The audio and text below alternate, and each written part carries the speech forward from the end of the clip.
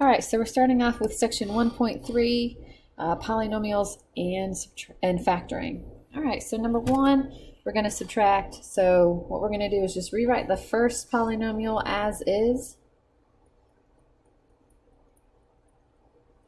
Then we're going to distribute this negative sign to everything. So basically we change the signs. And then we're going to combine like terms. So I have 4x to the fourth minus 5x to the fourth. So that's negative 1x to the fourth. I have a 14 minus 11. So that's a plus 3. And then I have a negative 3x and a positive 5x. So that'll be a plus 2x. And if we want to put that in descending order, that would be negative x to the fourth plus 2x plus 3. For the next one, we're just going to add like terms. So I'm just going to ignore the parentheses and find like terms. So I have a plain xy minus xy, so those two will cancel. I have a negative 6x plus 9x, so that'll be 3x. I have x to the third y minus xy to the third. Those look similar, but they are not like terms, so I can't actually combine them. Okay, so my answer will be 3x plus x to the third y minus xy to the third. All right, multiplied. So here we go. I have 5y squared times y squared, so that's 5y to the fourth. 5y squared times negative 6x, so that's negative 30xy squared. Now I'm going to multiply everything by my second term, which is x. So x times y squared is plus xy squared. And that'll be a minus 6x squared. We're just going to check if we have any like terms. These two guys in the middle are like terms. We can think of that as plus 1xy squared. So my final answer will be 5y to the fourth minus 29xy squared minus 6x squared, since 30 minus or plus negative 30 plus 1 is negative 29. All right, still multiplying here. So we'll just start with our first one. 2xy squared times x squared y is 2x to the third y to the third times 3xy is 6x squared y to the third. Moving on to the next one. Yep, I didn't mean that. I meant here. Negative 2x to the third y minus 6x squared y. And the last one, plus 5x squared y squared plus 15x squared y. All right, so let's look for like terms. Our first one does not have any like terms. So let's put that in our answer. Our second one, x squared y to the third, no more of those. Our next one, x to the third y, that's the only one of those. The next one, x squared y. We've got one more of those over here. So negative 6 plus 15 is positive 9, x squared y. And then our last one, x squared y squared. It's a long answer. Okay. Number 5, find the product. So when we see this guy right here, that does not mean square what's inside. It means write it twice. X plus 6 times x plus 6. And now we multiply like normal. And combine like terms in the middle. So x squared plus 12x plus 36 is our answer. Okay. Number 6, divide. So this 4y down here is going to go into all of our terms. So we can kind of think about it as negative 8y to the third over 4y minus 20y squared over 4y minus 12y over 4y. Remember, when we divide like this, we subtract exponents. So negative 8 divided by 4 is negative 2. Y to the third divided by y is y squared, because we subtract exponents. Minus 20 divided by 4 is 5. Y, because we subtract exponents, that's y squared over y1. And our last term will be 3. 12 divided by 4 is 3. Y's cancel. All right, number 7, factor the following trinomial. So we're going to look for a greatest common factor first. So between our numbers, I'm looking at 10, 15, and 25. I know that 5 is a number that goes into all of them. All of our terms also have an x. So I'm going to factor that out. I'm also going to factor out a negative 5x so that my leading coefficient in my remaining trinomial will become positive. So when I factor out a GCF, it's like using division. So I'm going to anticipate dividing all of these by a negative 5x. So that will leave me with,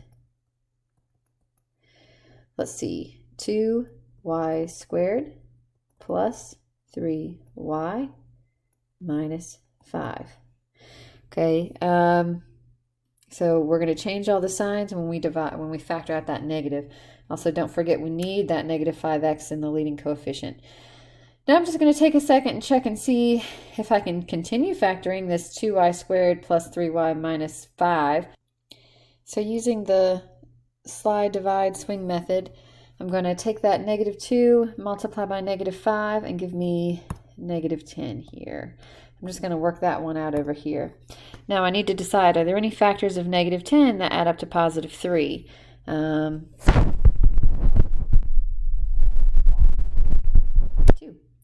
So I could write this as y plus 5 and y minus 2. Now I need to divide by that leading coefficient, 2. 2 does not go into 5 evenly, nor does it reduce, so we're going to push that guy back up there, 2y plus 5. It does here, so I'm going to say y minus 1. Okay, now if I just want to kind of check myself here, I can multiply that out. 2y times y is 2y squared. 2y times negative 1 is negative 2y.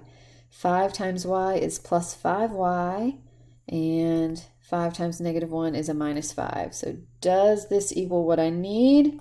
It does. Those middle two terms add up to 3y. So my final answer will have greatest common factor of negative 5x times 2y plus 5 times y minus 1. All right, more factoring. So I'm looking for a GCF first. Our numbers don't have 1, 20, 10. Okay, so I'm looking at variables next. X to the fourth, x squared, this no x term in the middle. Looking at y's, not all the terms have a y.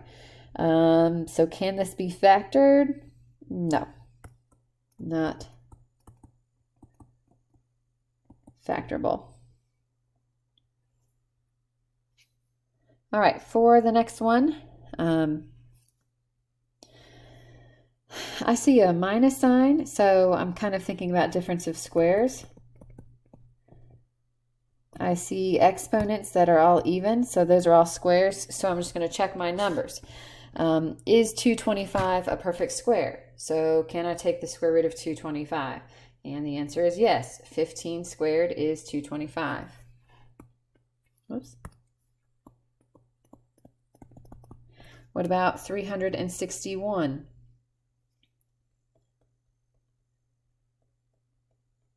Yes, the square root of 361 is 19.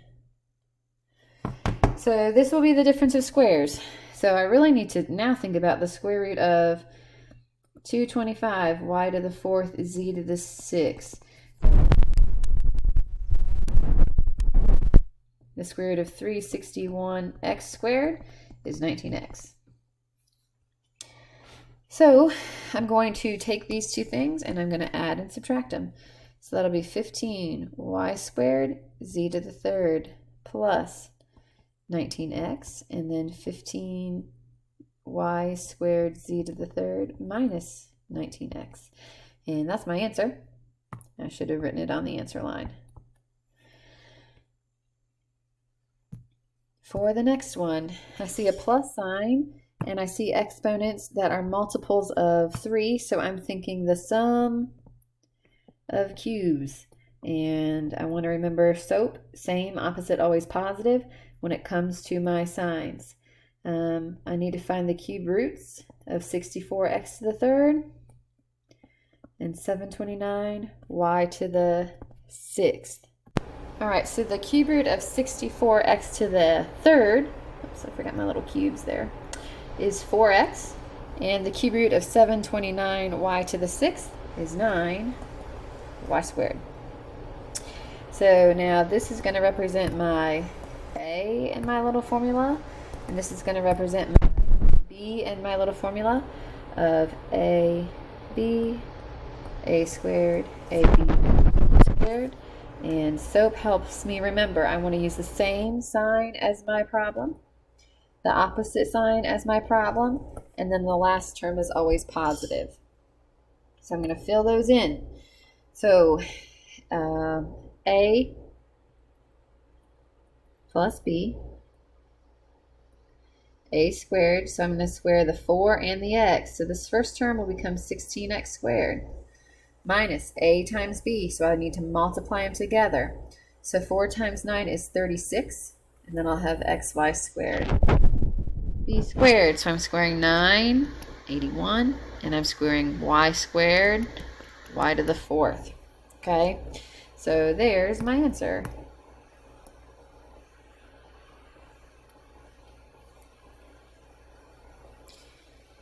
For the next one, number 11, factor. All right, this guy looks fairly easy. There's no leading coefficient other than 1, so I'm going to look at 7, and the only factors of 7 are 1 and 7, and everything has a plus sign. So if this is factorable, then these factors have to add up to that middle coefficient, and they do. So that's it. Y plus 1, y plus 7.